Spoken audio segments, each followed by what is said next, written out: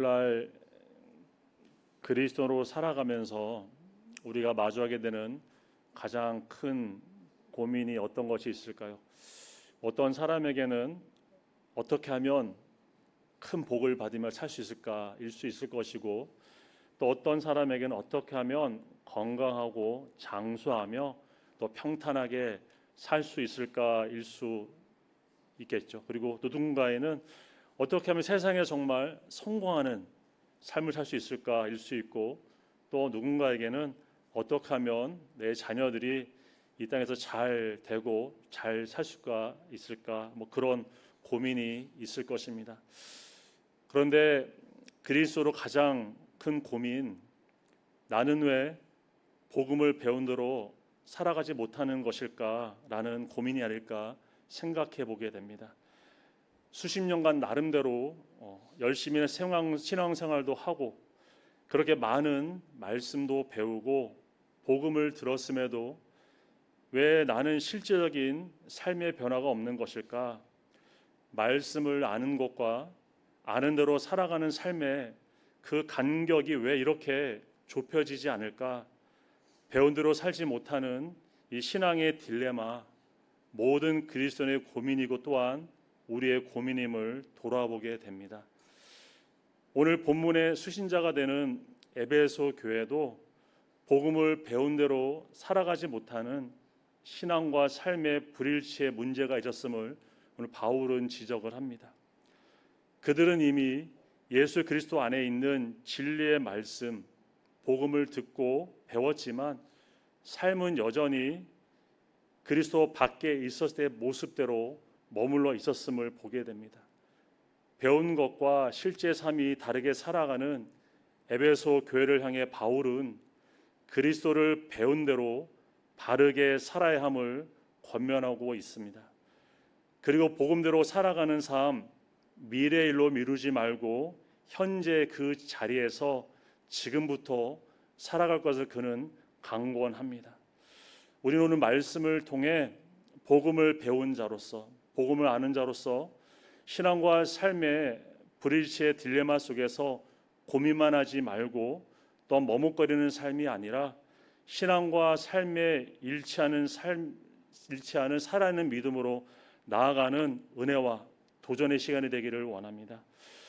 첫째, 복음을 배운 자, 세상 사람들처럼 허망한 마음으로 살지 말아야 합니다. 17절에 그러므로 내가 이것을 말하며 주 안에서 증언하노니 이제부터 너희는 이방인이 그 마음에 허망한 것으로 행함같이 행하지 말라 말씀을 합니다. 오늘 본문 말씀은 앞의 내용의 결론을 이끄는 단어인 그러므로라는 말로 시작을 하죠. 바울은 본문 앞에서 교회의 하나됨과 각 지체의 은사, 그리고 그리스도의 몸을 세우는 사명에 대해 그는 말했습니다. 그리고 오늘 본문에서 그 실천적인 요소로 이방인과 다른 삶을 살아야 함을 그는 권면하고 있음을 보게 됩니다. 우선 바울은 주 안에서 증언한다고 말하면서 지금 자신이 하는 말은 자신의 권위로 하는 말이 아니라 주님께서 부여하신 권위로 엄숙하게 선언하는 것임을 그는 강조를 하고 시작을 합니다. 바울이 지금 행하지 말라고 하는 이방인의 삶의 태도인 허망한 것으로 행하는 것, 헛된 생각으로 살아가고 또한 허무한 마음으로 살아가는 것임을 의미합니다. 이렇게 허망한 마음, 즉 헛된 생각과 허무한 마음으로 살아가는 이방인의 삶, 어떤 모습입니까? 바울은 오늘 본문에서 세 가지로 그 특징을 소개합니다. 먼저 18절에 보면 그들의 총명이 어두워지고 말씀을 합니다. 마음에 험한 것으로 살아가는 이방인, 총명이 어두워진 삶을 살아갑니다. 여기서 총명은 이해나 지각을 의미하는데, 총명이 어둡다는 것, 단순히 세상 지식에 대한 이해력이 부족한 것이 아니라 하나님을 알지 못하고 하나님의 뜻을 이해하지 못하는 영적 이해력의 부재, 결핍을 의미합니다. 그리고 두 번째 특징은 18절 중간절을 보시면 그들 가운데 있는 무지함과 그들의 마음이 굳어졌다 말씀을 합니다. 헛된 생각으로 살아가는 이방인은 그들에게 있는 무지함으로 행하고 마음이 굳어져서 완고하게 살아감을 보게 됩니다. 여기서 무지는 단순한 정보 부족이 아니라 하나님을 알기를 거부하는 의지적 무지를 의미합니다. 그리고 마음의 완고함은 마치 돌처럼 굳어져서 하나님의 말씀이 그 마음에 들어가지 않는 상태를 의미하죠. 이렇게 총명이 어두워지고 무지함과 완고함으로 살아가는 이방인의 삶, 바울은 하나님의 생명에서 떠난 삶임을 18절 후반절에 그는 그렇게 강조를 합니다. 그리고 허망한 마음으로 살아가는 이방인의 세 번째 특징은 무감각해서 방탕한 삶을 살아간다고 바울은 말합니다. 19절에 그들이 감각 없는 자가 되어 자신을 방탕에 방임하여 모든 더러운 것을 욕심으로 행하되 말씀을 합니다. 감각이 없다는 것은 양심이 마비되어서 죄를 죄로 느끼지 못하는 상태를 의미하죠. 이처럼 양심의 감각을 잃어버리면 방탕으로 이어지고 욕심이 끝없이 자신을 부추겨서 결국 죄의 삶을 살아가게 됨을 성경은 우리에게 잘 보여주고 있습니다.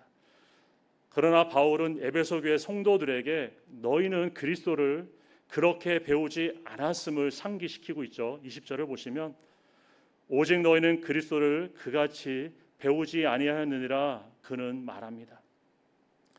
에베소 교인들이 이방인이 행하는 허망한 마음으로 살지 말아야 하는 궁극적인 이유는 그들은 복음을 그렇게 배우지 않았기 때문임을 성경은 강조합니다. 에베소 교인들은 그리스도의 복음을 배운 자들입니다. 복음을 배운 자들, 이제 이방인처럼 살지 말고 그리스도를 배운 대로 살아야 함을 바울은 강권하고 있음을 우리는 보게 됩니다. 우리도 복음 밖에 있을 때는 세상 사람들처럼 영적 이해력이 어두워진 삶이었고 하나님을 알기를 거부하는 무지 속에 살아갔으며 마음이 굳어져서 완고한 마음으로 하나님의 말씀을 거역하는 삶을 살았습니다. 또한 감각 없는 사람처럼 자신을 방탕에 내어주고 자기 욕심대로 행하며 우리는 죄 가운데 살았습니다. 그러나 우리는 이제 하나님의 택하심과 부르심 가운데 그리스도의 은혜로 구원함을 받아 거룩한 하나님의 자녀가 되었고 성경을 통해 복음을 배우며 그리스도의 몸으로 자라가는 사명 속에 우리는 오늘도 살아갑니다. 이처럼 그리스도를 배우고 복음을 배운 자의 삶, 세상 사람들이 살아가는 방식대로 살지 말아야 하는 그 거룩한 책임이 우리에게 있음을 우리는 다시금 돌아보게 됩니다. 우리는 복음을 배운 자로서 영적 이해력이 어두워지지 않기 위해 말씀을 깨닫게 하시는 성령의 조명하심 우리에게 너무나 필요합니다. 요한복음 14장 26절에 보혜사 곧 아버지께서 내 이름으로 보내실 성령 그가 너에게 모든 것을 가르치고 내가 너에게 말한 모든 것을 생각나게 하리라 성경은 말씀을 합니다. 말씀을 듣는다고 모두가 그 말씀을 이해하고 깨닫는 것은 아니죠. 성령님께서 우리의 마음을 조명해 주시고 말씀을 가르쳐 주실 때 우리는 주님의 말씀을 잘 이해하고 또한 깨달을 수 있습니다. 우리는 자신의 지혜와 경험으로 말씀을 이해하려고 하는 교만한 마음을 내려놓을 수 있기를 바랍니다. 신앙 연수가 점점 많아지고 신앙의 경험이 많아질수록 성령님을 의지하기보다 우리는 자신의 능력과 지혜로 영적인 것을 이해하려고 할 때가 있습니다. 그러나 우리는 자신의 지혜와 힘으로는 하나님의 뜻을 깨달을 수 없음을 인정하고 말씀 앞에 늘 겸손한 마음으로 성령님을 더욱 의지하는 저 여러분의 삶이 될 수 있기를 바랍니다. 그리고 세상 사람들의 허망한 마음으로 행하지 않기 위해 우리의 마음이 돌처럼 완고한 마음이 되지 않도록 우리는 우리의 마음을 잘 돌아보고 잘 살필 수 있어야 합니다. 요즘 매일 성경으로 묵상하고 있는 스가랴서에 보면 이스라엘 백성들이 선지자를 통해서 많은 말씀을 들으면서도 순종에 실패했던 그 이유에 대해서 그들의 마음이 금강석처럼 굳어져 있었기 때문임을 돌아보게 됩니다.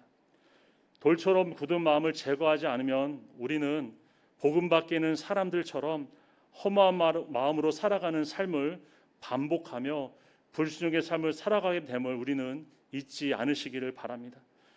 또한 육신의 욕심대로 행하면서 부정한 삶을 살지 않기 위해서는 우리는 신앙의 양심이 무감해지지 않도록 우리는 주의해야 합니다. 어떻게 마음이 무감해지는 것을 우리는 피할 수 있을까요? 매일의 삶 속에서 말씀의 거울 앞에 우리의 마음을 점검하는 묵상의 삶을 우리는 정말 성실하게 잘 살아갈 수 있어야 합니다. 말씀의 묵상 없이 내 마음을 돌아보고 지키는 삶을 살아가겠다는 것은 우리의 마음을 무감각한 상태로 내어주겠다는 것과 다를 바가 없습니다. 그리고 반복되는 이 경건의 시간이 단지 습관적인 종교적인 행위가 되지 않도록 우리는 누구를 위한 경건한 삶이 되고 있고 무엇을 위한 경건한 삶이 되고 있는지 잘 점검하는 것이 필요합니다. 말씀 묵상과 기도의 행위를 하는 것이 우리에게 중요한 것이 아니라 말씀 묵상과 기도를 통해서 하나님과 친밀한 만남을 우리가 누리는 것이 너무나 우리에게 중요합니다. 말씀을 묵상하고 기도하는 이유가 단순히 해야 하는 일과를 여기지 않도록 우리는 하나님과의 인격적인 교제로 나아가는 묵상과 기도의 삶을 정말 잘 누리는 삶이 될 수 있기를 간절히 소망합니다. 우리는 복음을 배운 자로서 세상 사람들이 살아가는 방식인 마음의 그 허망한 곳으로 행하는 삶이 되지 않도록 주님의 이름으로 축복합니다. 둘째, 복음을 배운 자, 예수님에게서 듣고 예수님 안에서 말씀을 배우는 태도가 필요합니다. 21절에 진리가 예수 안에 있는 것 같이 너희가 참으로 그에게서 듣고 말씀을 합니다. 바울은 에베소 교회 성도들에게 진리가 예수님 안에 있는 것처럼 너희도 그분에게서 복음을 들었음을 강조를 합니다. 에베소 교인들이 들은 진리의 말씀, 복음의 말씀은 바로 진리이신 예수님에게서 나온 말씀임을 주목하게 하죠. 그런데 사실 대부분 이방인 출신이었던 에베소 교인 성도들이 예수님을 통해 직접적으로 복음을 듣지는 않았습니다. 바울과 같은 복음의 일꾼을 통해서 그들은 복음을 들었습니다. 그런데 바울은 그들에게 너희가 참으로 예수님에게서 복음을 들었음을 선언하고 있다는 사실입니다. 우리는 복음을 들을 때 누구로부터 듣는 것인지 바른 인식이 필요합니다. 우리는 말씀을 들을 때 또 성경을 통해 듣게 되고 또한 설교자 입을 통해 복음을 듣게 됩니다. 그런데 문제는 사람을 통해 그 복음을 들을 때 우리의 믿음의 반응이 너무나 중요합니다. 분명 복음을 전하는 자는 사람입니다. 그래서 말씀을 듣고 또 설교를 들을 때 사람들에게 들었다고 우리는 생각할 수 있죠. 그런데 성경은 말씀을 듣고 복음을 배울 때 사람의 말이 아닌 주님의 말로 들어야 함을 우리에게 말씀을 합니다. 데살로니가전서 2장 13절에 너희가 우리에게 들은 바 하나님의 말씀을 받을 때 사람의 말로 받지 아니하고 하나님의 말씀으로 받으니 진실로 그러하도다. 이 말씀이 또한 너희 믿는 자 가운데서 역사하니라 말씀을 합니다. 바울은 데살로니가 교회 성도들이 하나님의 말씀을 받을 때 사람의 말로 받지 않고 하나님의 말씀으로 받은 것을 그는 칭찬을 합니다. 데살로니가 교회 성도들이 바울이 전하는 말을 사람의 말로 듣지 않고 하나님의 말씀으로 들은 결과 어떻게 되죠? 그 말씀이 믿는 그들 가운데 역사했다. 성경은 우리에게 증거를 합니다. 우리가 하나님의 말씀을 듣고 복음을 들을 때 참으로 하나님의 말씀으로 받는다는 믿음 위에 말씀을 듣는 것이 우리에게 너무나 중요합니다. 만약 복음을 들을 때 말씀의 권위를 사람에게 두면 설교자의 성품과 또한 설교 스타일에 따라서 은혜를 받았다 못 받았다 우리는 또 생각할 수 있겠죠. 물론 말씀을 대언하는 설교자의 성품도 또 설교 방식도 중요하겠습니다. 그러나 더 중요한 것은 설교자가 말씀을 전하고 가르치는 자가 완벽하지 않아도 그 입술을 통해 전해지는 말씀이 성경에서 말하고 있는 하나님의 말씀이라면 우리는 그 말씀을 주님에게서 들은 말씀으로 믿고 받는 믿음이 우리에게 필요합니다. 우리가 말씀을 들을 때 그 권위를 사람에게 두는 것이 아니라 하나님께 둘 때 말씀의 역사가 그 사람을 통해 일어나는 줄 믿습니다. 또한 바울은 에베소 교인 성도들이 복음을 가르침을 받은 것 주 안에서 받았음을 그는 상기시킵니다. 21절 중간절을 보시면 또한 그 안에서 예수님 안에서 가르침을 받았다 이렇게 바울은 말하고 있죠. 에베소 교회 성도들이 받은 가르침, 진리이신 예수님 안에서 받은 가르침이었음을 성경은 우리에게 보여줍니다. 교회 안에서 일어나는 가르침과 배움은 철저히 예수님 안에서 이루어지는 가르침과 배움이 되어야 합니다. 교회 안에서 이루어지는 모든 가르침과 배움은 단순한 지식을 전달하는 것이 아니라 주님 안에 있는 진리의 말씀을 전하고 주님의 인격을 배우는 것이기 때문입니다. 그래서 우리는 철저히 주님이 주인 되셔야 하고 주님만이 드러나는 가르침과 또한 배움이 될 수 있어야 합니다. 더 나아가 우리는 복음을 배운 자로서 무엇을 행하든지 주님 안에서 행하는 믿음의 인식이 우리에게 필요합니다. 우리가 공동체 가운데 친교하는 것도 주님 안에서 하는 친교가 되어야 합니다. 주 안에서 하는 친교가 되지 않고 어떤 사람의 정의나 인간적인 관계 안에서 우리가 친교를 하게 된다면 그 관계 결코 오래갈 수 없고 또한 은혜와 평강의 관계를 지속하기 어렵습니다. 또한 봉사와 섬김도 마찬가지겠죠. 우리의 봉사와 그리고 섬김이 주 안에서 하는 봉사와 또 섬김이 될 때 우리는 형식적인 봉사와 섬김이 되지 않고 마음을 다하는 진정한 봉사와 섬김을 주님께 드릴 수 있습니다. 우리는 항상 주 안에 있다는 인식을 갖고 살아갈 때 그 모든 믿음의 사역들의 그 결과를 주님께만 또한 돌리고 살아가는 삶을 살게 될 줄 믿습니다. 우리는 복음을 배운 자로서 철저하게 예수님 중심으로 살아갈 수 있기를 바랍니다. 우리는 복음을 또한 아는 자로서 온전히 예수님 안에 있음을 인식하며 우리는 또한 살아가기를 원합니다.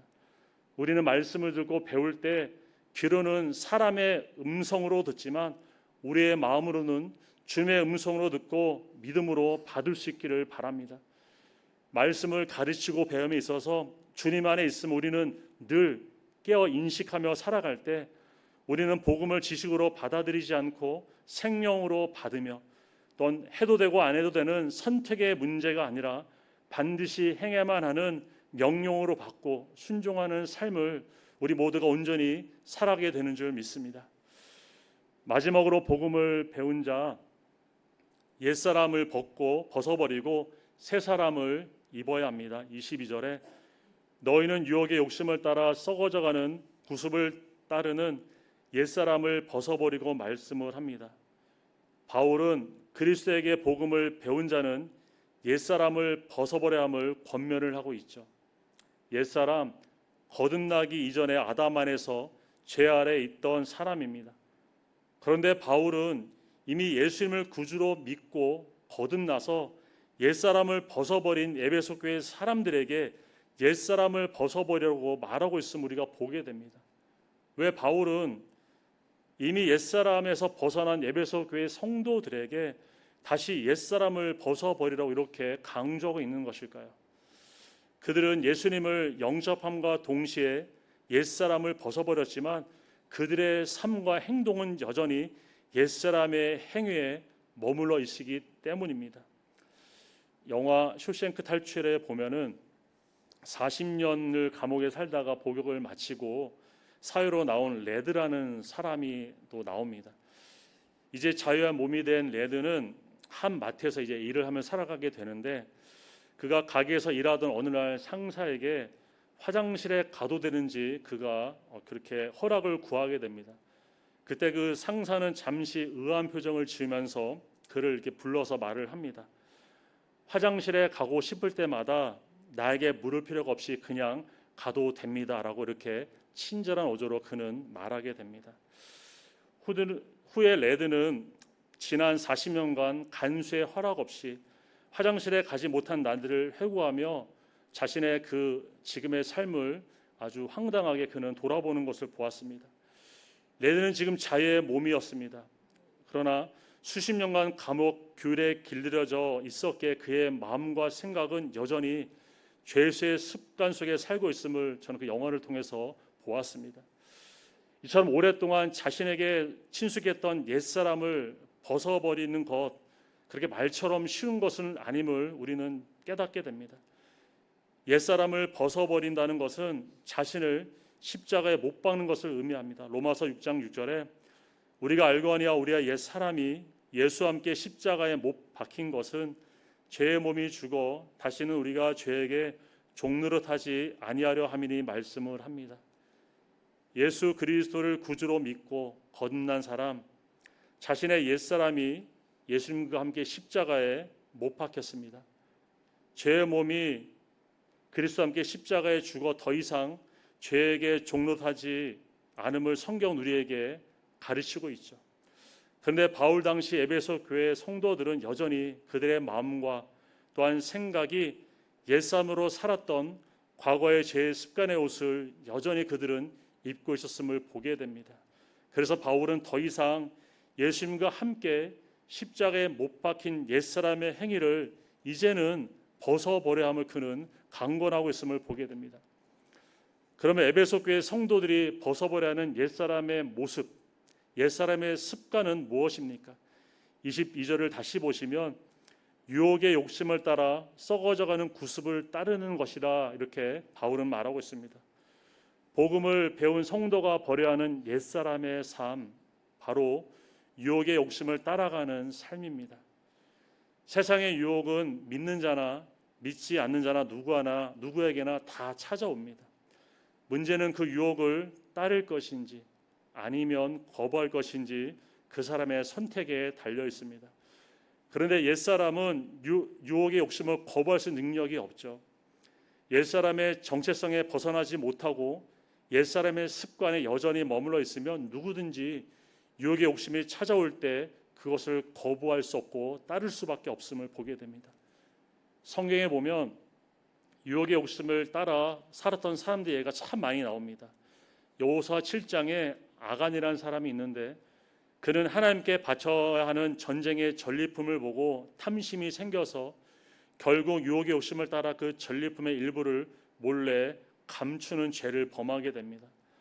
또한 사무엘하 11장에 보면 다윗은 왕궁 옥상에 거닐다가 밧세바가 목욕하는 것을 그가 보게 되고 음욕을 품게 되어서 결국 유혹의 욕심을 따라 남편이는 아내를 간음하는 죄를 그는 범하게 되죠. 그리고 그 일이 탄로날 것을 염려한 다윗은 남편 우리아까지 죽게 만드는 것을 우리는 보게 됩니다. 또한 사도행전 5장에 보면 아나리아와 삽비라 부부의 얘기가 나오는데 그들은 하나님께 드리기로 한 땅값 일부를 숨기고 전부 바친 것처럼 거짓말을 합니다. 그들의 마음에 재물에 대한 유혹이 찾아왔을 때 그들은 그 유혹을 이기지 못했고 결국 욕심을 따라 하나님과 그 공동체를 그들은 속이는 삶이 되었습니다. 유혹의 욕심 누구나 예외일 수는 없습니다. 믿음이 약한 사람에게도 찾아오기도 하고 믿음이 좋은 사람에게도 찾아올 수 있기 때문입니다. 그러나 복음을 배운 사람 더 이상 유혹의 욕심을 따라 썩어져가는 옛사람의 습관을 따르지 말아야 합니다. 우리가 주님에게서 배운 복음은 이제 유혹의 욕심을 따라가는 구슴을 반복하지 말아야 할 것을 우리에게 가르치고 있습니다. 우리가 복음을 배웠다면 그리스도의 진리의 말씀을 안다면 자신과 공동체를 해롭게 하는 옛사람의 습관인 유혹의 욕심을 온전히 벗어버리는 삶을 이제부터 온전히 살아가시는 저와 여러분의 삶이 될 수 있기를 바랍니다. 그러면 복음을 배운 삶, 옛사람의 습관인 유혹의 욕심을 따르지 않는 것은 우리의 신앙의 끝인가 우리가 또한 생각할 수 있겠죠. 바울은 옛사람을 벗는 것도 필요하지만 더 적극적으로 새 사람을 입는 삶도 필요함을 그는 권면합니다. 24절에 하나님을 따라 의와 진리의 거룩함으로 지으심을 받은 새 사람을 입으라 그는 말하고 있습니다. 하나님의 말씀은 하지 말라는 그런 부정적인 교훈과 하나는 긍정적인 교훈이 모두 포함되고 있습니다. 우리가 온전한 신앙생활이 되려면 하지 말 것은 하지 말고 해야 할 것은 해야 하는 그런 균형 있는 그런 신앙이 우리에게 필요합니다. 옛사람을 벗어버리려고 한 바울이 이제 새 사람을 입어야 한다고 그는 선언을 합니다. 옛사람이 유혹의 욕심을 따라 썩어져가는 과거의 그 죄의 습관을 따르는 삶이었다면, 이제 반대로 새 사람은 하나님을 따라 의와 진리와 거룩함으로 지음을 받은 삶을 살아가는 모습임을 성경은 우리에게 잘 말씀하고 있습니다. 우리가 복음을 배운 자로서 합당한 삶을 살아내려면 자신이 무엇을 따르고 있는지 잘 살필 수 있어야 합니다. 복음을 배운 자로서 우리가 삶으로 살아내기에 우리는 먼저 하나님을 따르는 삶을 잘 살아갈 수 있기를 원합니다. 육신을 따르고 육신의 욕심을 따르는 삶은 우리로 하여금 배운 복음대로 살아갈 수 없게 만듭니다. 그러나 하나님을 따르는 삶은 우리가 배움대로 살아갈 수 있는 그 능력을 우리에게 공급을 합니다. 하나님을 따라 의와 진리의 거룩함으로 지음을 받은 새 사람을 입는다는 것, 하나님의 성품인 참된 의와 참된 거룩함으로 하나님을 섬기고 공동체를 섬기는 삶이 되어야 함을 또한 의미함을 보게 됩니다. 우리는 이미 구원의 복음을 듣고 그리스도를 믿음으로 옛사람을 벗어버리고 새 사람을 입었습니다. 문제는 새 사람을 입은 삶이 우리의 삶 속의 행동으로 계속해서 흘러나와야 한다는 데 있습니다. 우리는 새 사람을 입은 자로서 하나님의 의를 추구하는 삶을 온전히 살아낼 수 있기를 바랍니다. 세상의 불의와 우리는 손잡지 말고 부정한 것을 용납하지 않으며 또한 약한 자들과 또 억울한 자들을 또한 돌아보는 우리 의로운 삶 우리 모두가 잘 살아갈 수 있기를 바랍니다. 또한 새 사람을 입은 자로서 우리는 참된 거룩함을 나타내는 삶이 되기를 바랍니다. 거룩한 삶은 하나님이 기뻐하시는 대로 살아가는 삶입니다. 또한 거룩한 삶은 하나님의 뜻대로 살아가는 삶을 사는 것입니다. 거룩은 전적인 하나님의 성품이기에 우리가 하나님의 말씀대로 그 뜻대로 살아갈 때 하나님의 거룩하심이 우리 가운데 온전히 나타나고 역사하는 삶이 되는 줄 믿습니다. 그러면 이미 새 사람을 입은 우리가 참된 의로움과 참된 거룩함을 살아내려면 어떻게 해야 할까요? 바울은 그 해답으로 마음을 새롭게 함을 제시하고 있습니다. 23절에 오직 너의 심령이 새롭게 되어 말씀을 하고 있죠. 우리가 의와 진리의 거룩함으로 지음을 받은 새 사람으로 온전히 살아가려면 우리의 마음이 날마다 새롭게 하는 은혜가 부어져야 함을 보게 됩니다. 로마서 12장 2절에 너희는 이 세대를 본받지 말고 오직 마음을 새롭게 함으로 변화를 받아 하나님의 선하시고 기뻐하시고 온전하신 뜻이 무엇인지 분별하도록 하라 말씀을 합니다. 썩어져가는 옛사람의 습관을 따르는 이 세대를 따르지 않으려면 오직 방법은 마음을 새롭게 함으로 변화를 받는 은혜가 우리들에게 날마다 부어지는 은혜가 필요합니다. 그러면 우리의 마음이 새롭게 변화되려면, 그런 변화를 받으려면 어떻게 해야 될까요? 우리 마음에 거하시는 성령을 의지하는 삶을 우리는 날마다 의지하고 그 은혜를 공급받아야 합니다. 육신을 따르는 자는 육신의 일을 생각합니다. 그래서 심령의 변화가 일어날 수가 없습니다. 그러나 성령님을 따르는 자는 하나님의 일을 생각하게 되므로 마음이 새롭게 되는 변화를 경험하게 됩니다. 우리는 그리스도 안에서 복음을 배운 자로서 육체의 욕심을 따라 썩어져가는 옛사람의 습관을 이제는 벗어버리고 마음이 새롭게 되어서 하나님을 따라 참된 의와 참된 거룩함을 나타내는 새로운 삶, 새 사람의 삶을 이제부터 온전히 살아낼 수 있기를 주님의 이름으로 축복합니다. 하나님은 우리가 복음을 배운 자로서 그의 합당한 열매, 합당한 삶에 되기를 원하십니다. 더 이상 신앙과 생활이 분리되고 불일치되는 죽은 믿음으로 하나님 우리가 살아가기를 원하지 않으십니다. 우리는 복음을 배운 자로서 세상 사람들이 살아가는 그런 삶의 방식인 마음에 허망한 것으로 우리의 삶을 내어주지 않기를 바랍니다. 우리는 복음을 아는 자로서 말씀을 듣고 말씀을 배울 때 주님의 음성으로 들으며 주님 안에서 가르침을 받고 또한 모든 신앙의 삶을 예수님 중심으로 살아갈 수 있기를 바랍니다. 또한 우리는 복음을 가진 자로서 유혹의 욕심을 따라 행하는 옛사람의 행실, 옛사람의 습관을 온전히 벗어버리고 마음을 새롭게 함으로 변화를 받아 하나님을 따라 참된 의와 참된 거룩함을 나타내는 새로운 삶을 오늘도 남은 생에도 온전히 살아가며 하나님 앞에 영광 돌리시는 저와 여러분의 믿음의 적용이 있기를 주님의 이름으로 축원드립니다. 함께 기도하시겠습니다. 사랑과 은혜가 풍성하신 하나님 감사를 드립니다. 우리의 마음은 배운 말씀대로 늘 살아가기를 간절히 원하지만 우리의 삶은 그렇지 못함을 고백하게 됩니다. 하나님, 우리가 복음을 배운 자로서, 복음을 아는 자로서, 복음을 가진 자로서 이제 세상 사람들의 삶의 방식인 헛되고 허무한 그 허망한 마음들 행하지 않도록 우리들을 붙잡아 주시옵소서. 우리가 예수님에게서 복음을 듣고 예수님 안에서 가르침을 받았음을 늘 생각하며 기억하게 하시고 모든 일을 주님 중심으로 주님 안에서 행하는 삶을 온전히 살아낼 수 있도록 주님 인도하여 주시옵소서. 또한 복음을 배우고 아는 자로서 옛사람의 습관인 유혹 욕심들 행하지 않도록 우리들을 인도하여 주시고 성령님의 공급하시는 또 은혜와 성령의 조명하심으로 말미암아 오직 마음이 새롭게 되어서 하나님을 따라 참된 의와 참된 거룩함을 나타내는 새 사람의 옷을 입은 삶을 오늘도 남은 생에도 이제부터 온전히 살아낼 수 있도록 주님이 인도하시고 함께하여 주시옵소서. 모든 것을 감사드리며 거룩하신 예수님의 이름으로 기도 올려드립니다. 아멘.